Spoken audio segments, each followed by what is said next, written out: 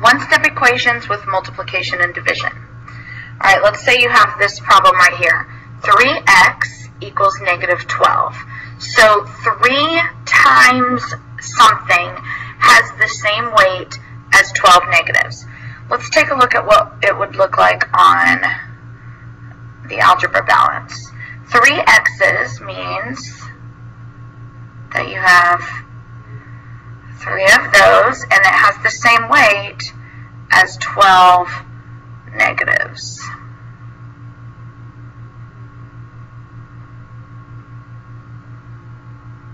Alright, so what do we have to do?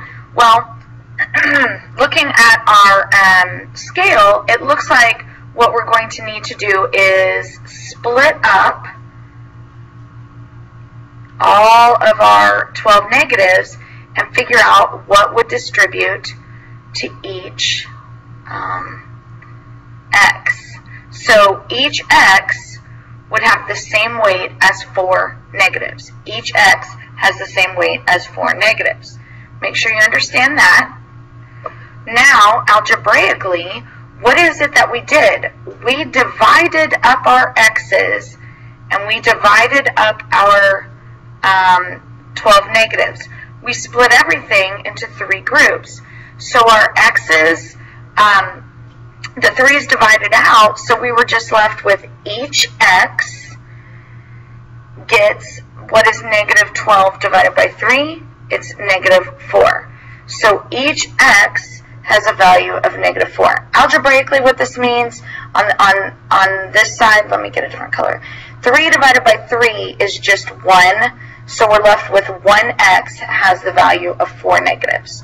So now let's substitute it back in, and let's put 3x equals negative 12. Instead of 3 times x, we're going to say 3 times, what was our value? Negative 4 equals negative 12. So now 3 times negative 4 is negative 12. Does negative 12 have the same weight as negative 12? Yes. So now we can go back and box our final answer. Alright, what about 3 has the same weight as 2 x's? Let's look at it on the balance. So now we have 3 positives on the left has the same weight as 2 x's. So remember, you have to determine which side of the equation you're concerned about. We're really concerned about the right because that's where our x's are. So let's split up our positives, and we're going to split them and distribute them among 2 x's. Well, for sure, each x is going to get 1 positive each. What do we do with this leftover piece? We've got to split it in half. So what would happen, let me write it like this. So each x is going to get 1.5 positives. So let's think about that algebraically. What did we do? We divided both sides by 2. We have to isolate our variable. We've got to get the x by itself. Our 2's divide out, so we're just left with 1x has the same value as 3 halves, which we know that 3 divided by 2 is 1.5. So 1.5 is the value of each x. So now let's substitute it back in. 3 equals 2x. 3 equals 2 times, instead of x, we're going to put 1.5, or you could put 3 halves. So 3 equals, what is 2 times 1.5, or you could also even say 1.5. That's 3. So now we balance out. So our final answer, x for sure, is 1.5. Okay, this next one, x divided by 3 has the same weight as negative 4. So let's look at it on a balance. Now this is different because our x is divided by 3. So we don't have a complete x. We really only have this much of an x. And that has the same weight as 4 negatives. So we want to find the value of one entire x. We want to find the value of one whole x. So what do we need to do? We have to multiply. Let's think about what is the inverse, the opposite of dividing by 3 would be multiplying by 3. So really we need to multiply both sides by 3 to get that whole entire x. So then we have to do the same over here. So when we set up our 3 groups of -4, we have 12 negatives.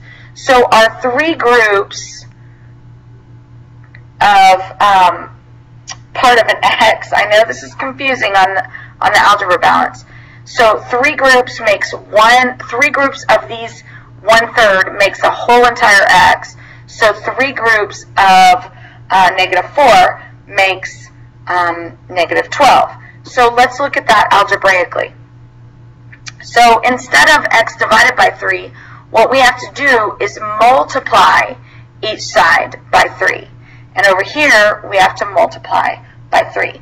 So what happens is your 3's divide out. So 3 divided by 3 divides out. So we're left with x equals, what is -4 times 3? -12. And let's plug that back in.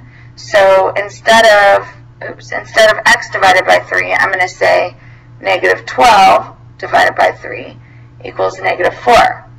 And what is the value of -12 divided by 3? It's -4. Does that have the same weight as -4? Yes. So x does have a value of -12. All right, last one. 18 equals 1/3 times x. That is the same thing as x divided by 3. So this is the same type of problem. So on our algebra balance, we have 18 positives. So I just drew 18 positives on the left. Now we only have 1/3 of our x on the right. So we only have this much. So what do I need? I really need 3 groups of 1/3. So if I put 3 groups of 1/3 on the right, I now have 1 whole x.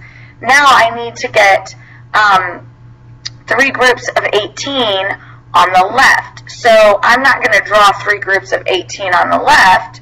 I'm just going to say that I know that 3 groups of 18 would be